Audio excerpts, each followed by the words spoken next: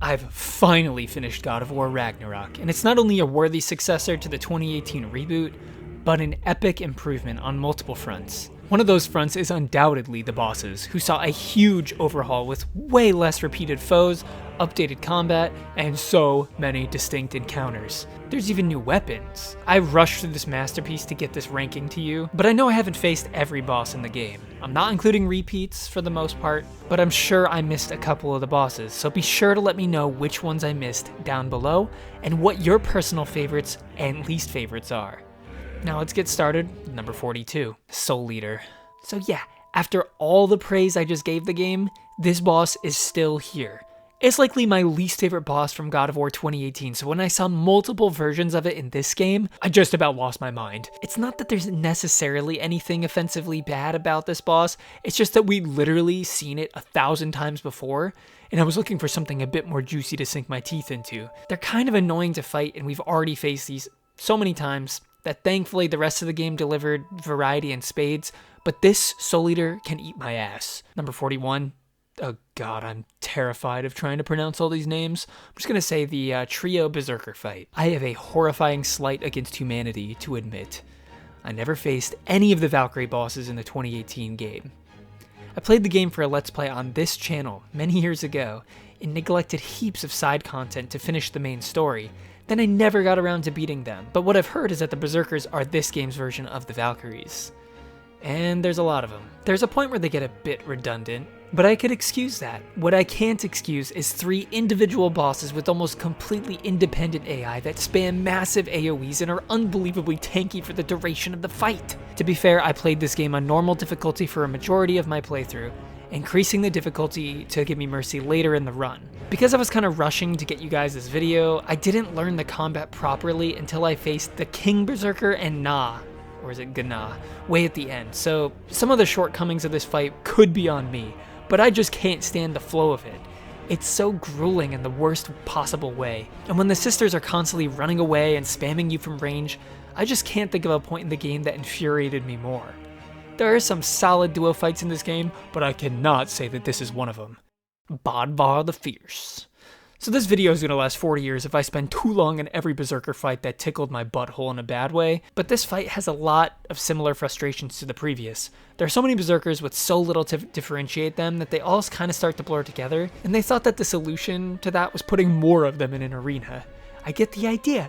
These are the ultimate optional challenge for hardened veterans, but it didn't feel balanced and smooth like some other multi-enemy fights in the same game. Yikes. Number 39, VC Halgorkin, or I guess the trolls of this game. I mean, we saw 5,000 of these in the last game. Did we really need another? I adored the moment they faked me out earlier in the game by being like, hey, see this troll? Just kidding, you don't have to fight another one. Haha, it's a new game. And Kratos just kills it in a cutscene. But then they dumped another one in anyways. Ugh. I mean, I don't hate fighting them, it's just, again, this is another game. I want new bosses. Number 38, the stupid Berserker with poison enemies. I mean, the same thing applies from here as before. The difference here is that the added enemies are just trash mobs that you can hopefully decimate with some AoE runic attacks at this point in the game. Otherwise, good luck, and it's just like every other Berserker, but worse. Number 37, the Untamed Fury.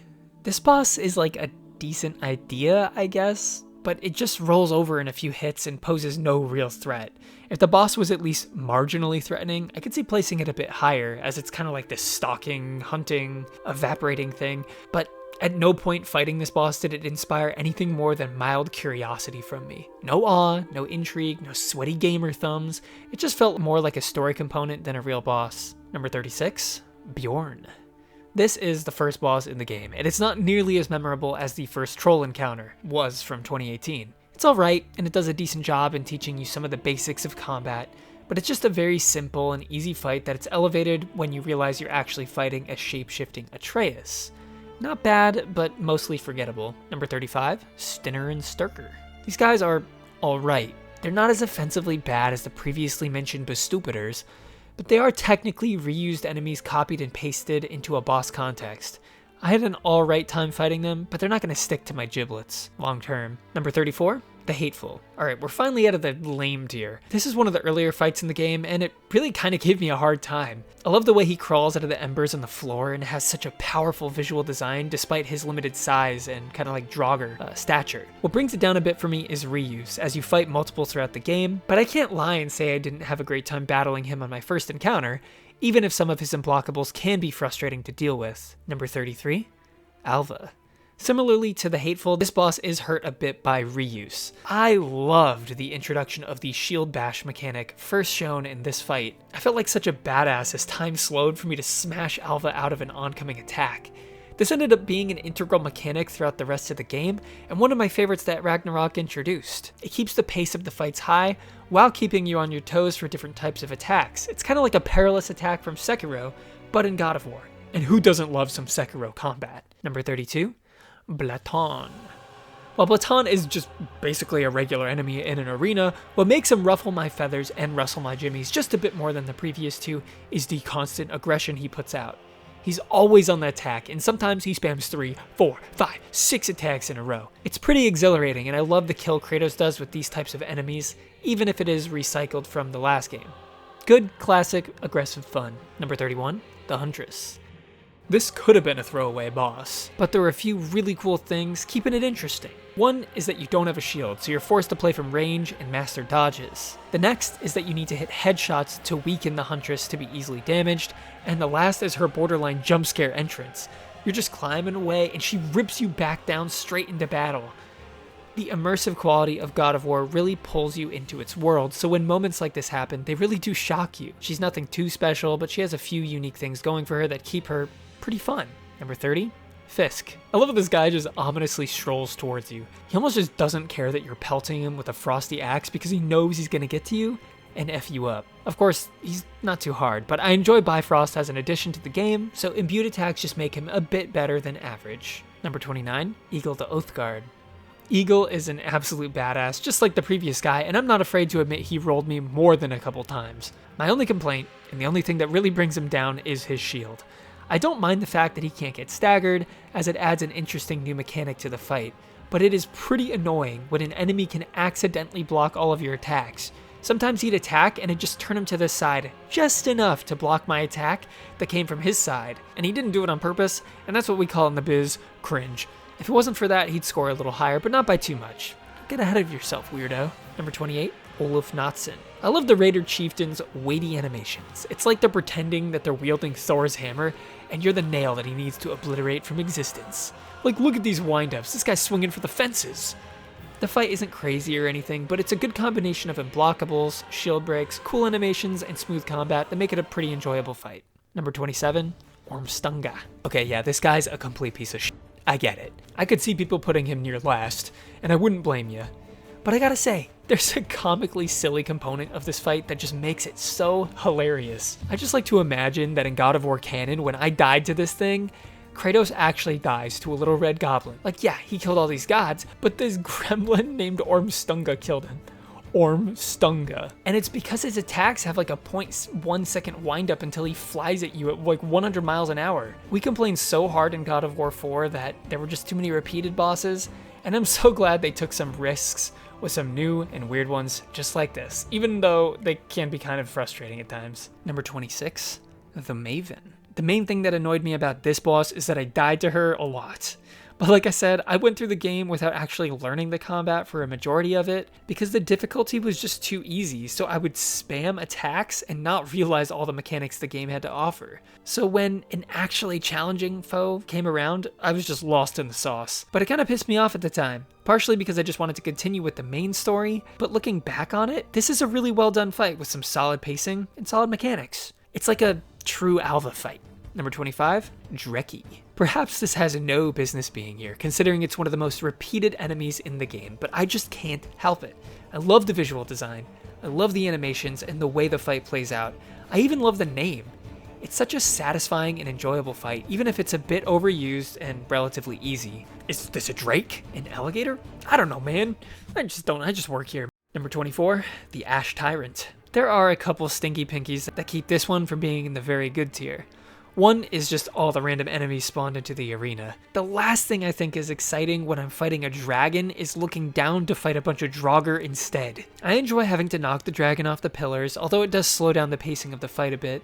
His throat weakness is a nice addition, but because there are other less annoying dragons in the game, drop this one just down to here. And number 23 through number 18 is a tie for the 5 Berserkers that are more normal and not spammed with multiple enemies in the room. All of these Berserkers started to blur together other than the lightning one because that's the one that really gave me the most trouble. All of these I have a pretty good time fighting, but just the fact that there are so many of them takes away from the novelty of the fight and just makes it feel almost like a chore when you get to like the 4th or 5th one in a row. There are slight variations in quality, but because they're all so similar, I'm just going to stack all 5 of them right here. I will give them credit for kind of teaching me how to play the game right a little bit, as I was just so averse to blocking for the vast majority of the game, but still there was just something missing, especially when we ended up using the same arena for the 50th time in a row. Number 17, Frost Phantom.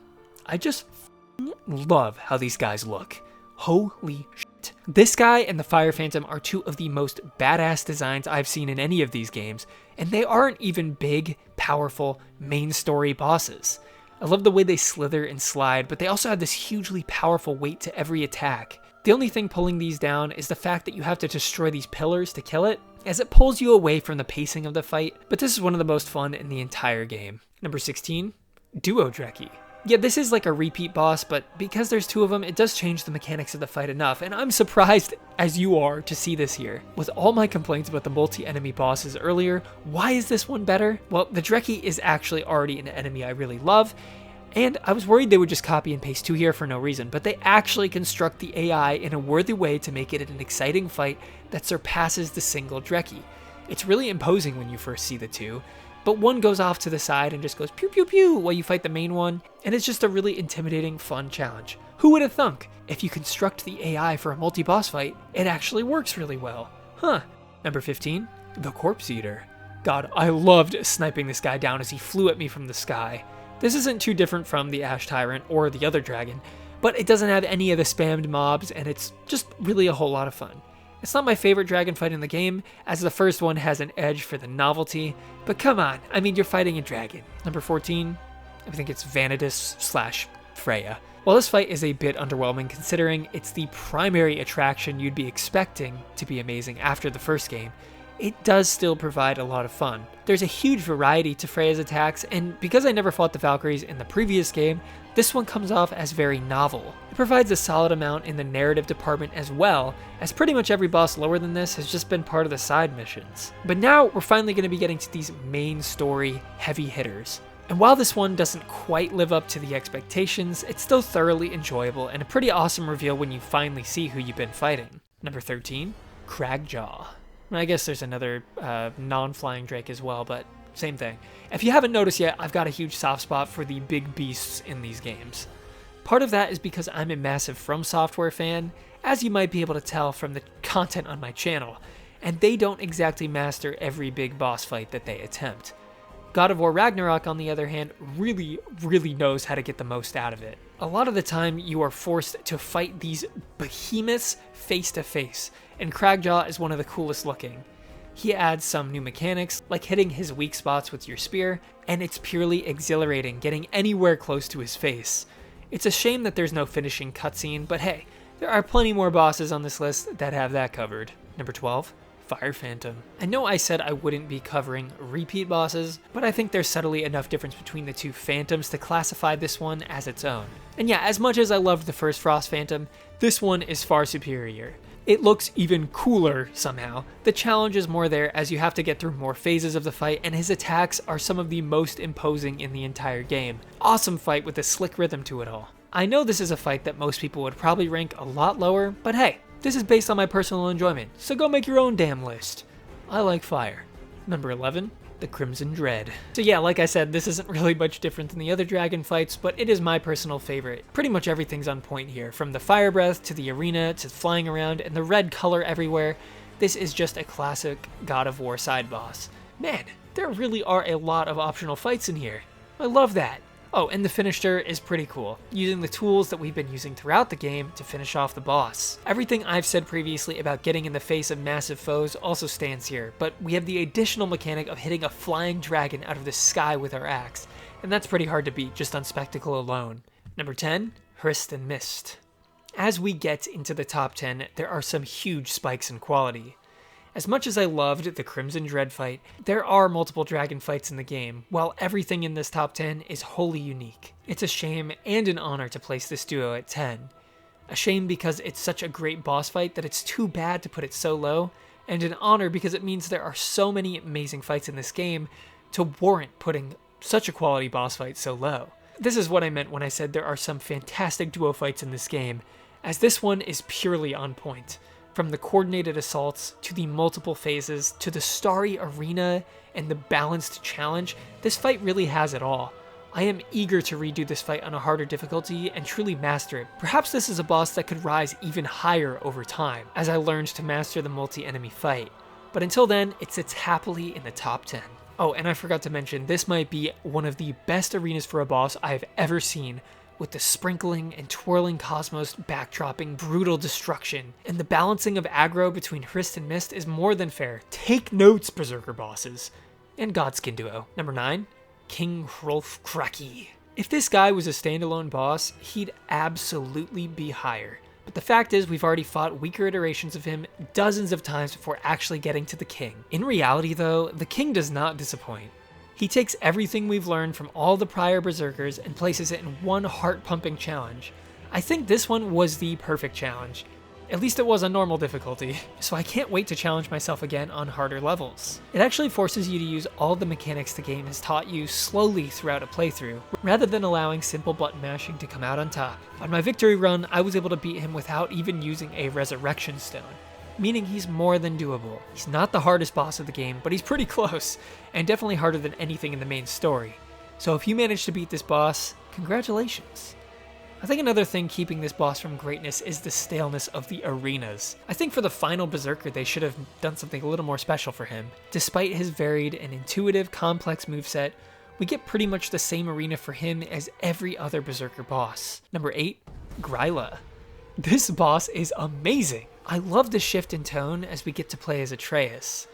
Things dropped from dire consequences to what felt almost like a Kingdom Hearts fight. The tone is lighter, although still wrought with familial distress.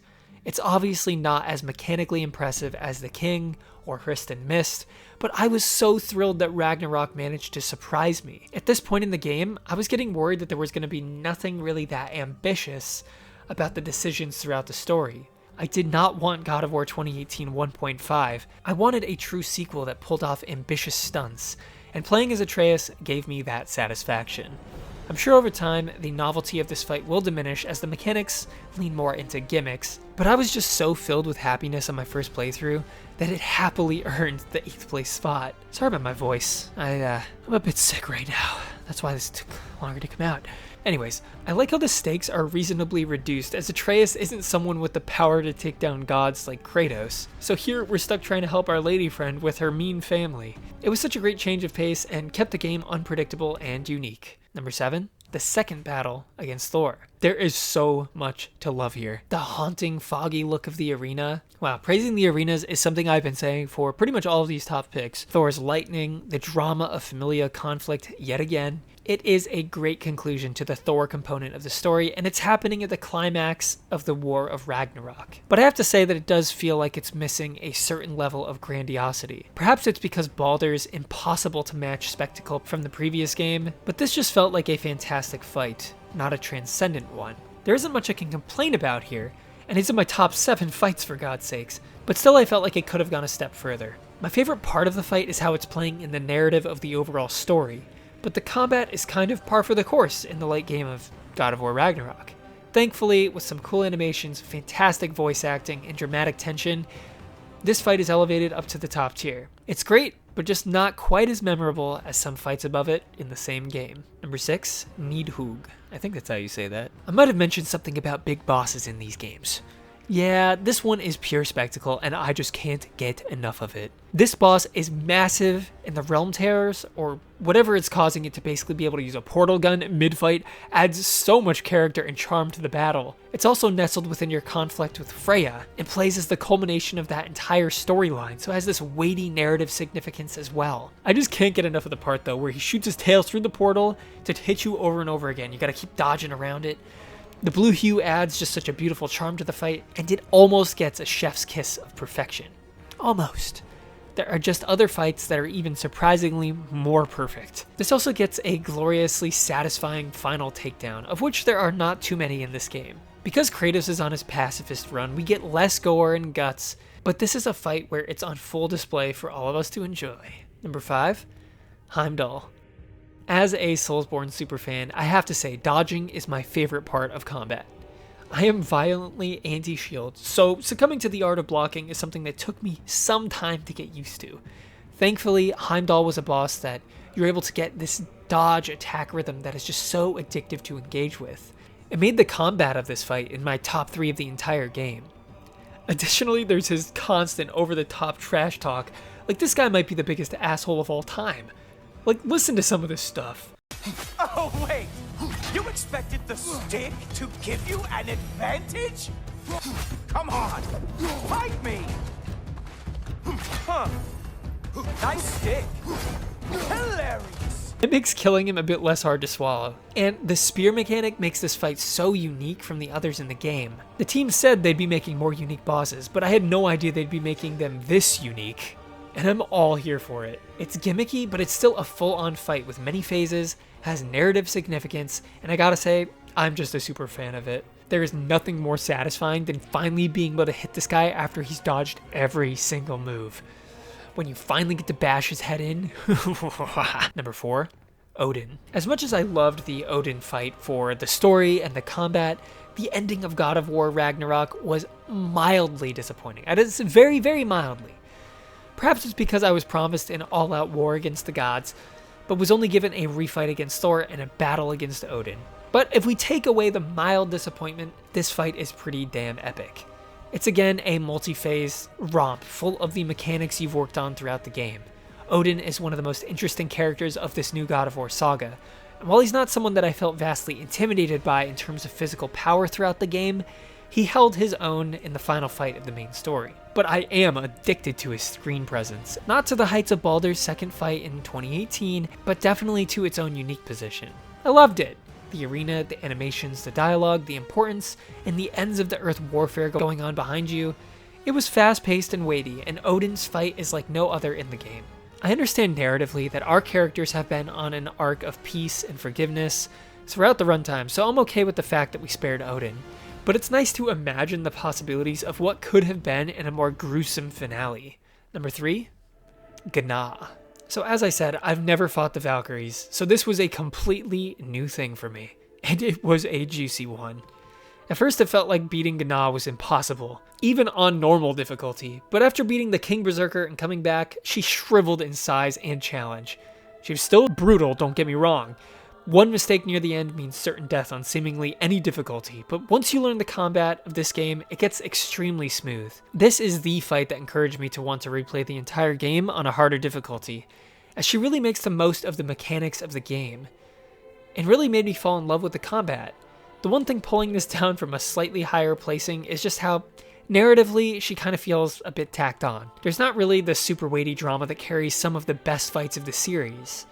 She's just a Valkyrie that is mad at us for what we did, but it's a perfectly challenging and perfectly delectable fight. I think my favorite part of the fight though is just how varied her moveset is. I compare this to some of the other fights in the game and it just makes them look like absolute child's play. It's clear the team spent a lot of time developing and balancing this fight, and it shows with everything except for this stupid attack that catches me every time. Number 2, Thor 1.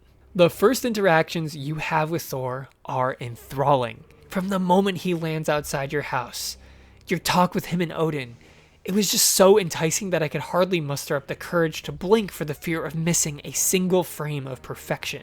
And that's followed up with a fight that just surpasses Baldur's first appearance in 2018. The reason I prefer this to the second battle with Thor is multiple things. One is the novelty. It's your first interaction with the character, He's talking trash like Heimdall, you're learning who he is, and every second is something fresh and new. Another is the grand scale. The second fight somehow felt smaller to me, probably because it's all contained into a section of Asgard, while this fight sends you flying across the air through Midgard due to the powerful hammer attack at the start. It was pure adrenaline. Next is just the iconic moments after iconic moments. There's... Oh, dumbass!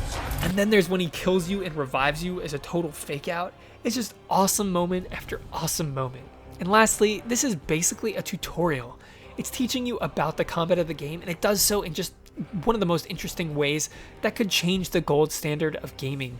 I really can't think of a way this fight could have been improved, making it shocking that this fight could actually place second. That means something's above it. This moment had me hooked and on the edge of my seat for the next 40 hours waiting to meet Thor again, and it's one of the best first real bosses in any game. But number one is Garm.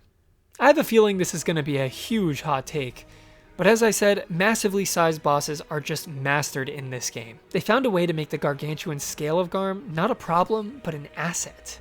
There are tons of unique mechanics here, but it doesn't feel like a puzzle boss like the dragon fight from 2018.